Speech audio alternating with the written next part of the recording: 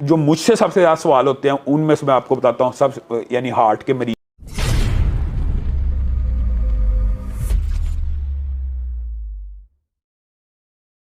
Patient بہت زیادہ ہیں، تو ان کے لیے دل کے جتنے بھی امراض ہیں نا، دل کے یعنی سینے کے جتنے بھی امراض ہیں، گھٹن ہے، انگزائٹی ہے، اس کے لیے بہترین دعا حضرت موسیٰ کی ہے، ربی شرح لی صدری ویسر لی امری. صرف اتنی پڑھنی ہے، ربی شرح لی صدری ویسر لی امری. البتہ کسی بچے میں کانفیڈنس کی کمی ہے یا کوئی عالم خطیب تقریر کرنے سے گھبراتا ہے تو وہ آگے بھی پڑھ سکتا ہے، ربی شرح لی صدری ویسر لی امری واحلل عقدۃ من لسانی یفقہوا قولی، یہاں تک پڑھے.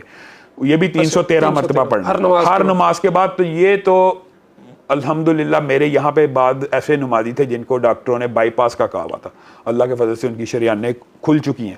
اور جہاں تک معدے کی بیماریوں کا تعلق ہے نا مار بھائی، اس کے لیے ایک نہایت مجرب وظیفہ ہے. یعنی یہ سینے کی بیماریوں کا ربی شرح لی، اور اس سے نیچے پیٹ کی جتنی بھی بیماریاں، معدے کی، جگر کی وغیرہ، ان کے لیے ربی ادخلنی مدخل صدق واخرجنی مخرج صدق. یہ اتنی مجرب دعا ہے کہ اللہ تعالیٰ، یہ دیکھیں نا حسب حال ہے کئی بیماریاں، ربی ادخلنی مدخل، اللہ تعالیٰ اس میں اچھی چیز ہی جائے اور ادھر سے اچھی چیز ہی نکلے.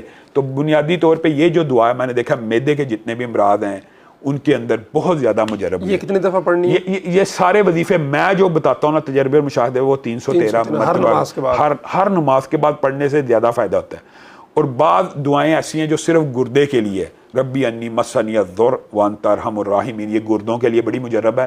ویسے گردوں کے لیے بعض اور علماء کی بھی دعائیں ہیں، ان کے اوپر بھی عمل کرنا چاہیے.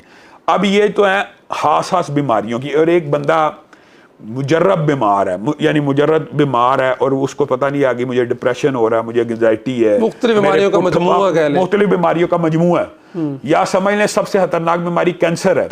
تو یہ تو ہماری یعنی شہادت ہے. ہمارے ایک دوست ہیں پروفیسر عبید الرحمن محسن، یہ ان کا دوست تھا، اس کو کینسر ہو گیا. تو ڈاکٹروں نے کہا کہ بس اب آخری سٹیج ہے، اب آپ نے آگے مزید علاج وغیرہ نہیں کرانا. تو اس کی شادی تھی، اس نے کہا میں نے تو شادی کرنی ہے، آپ کہنے علاج نہیں کرانا.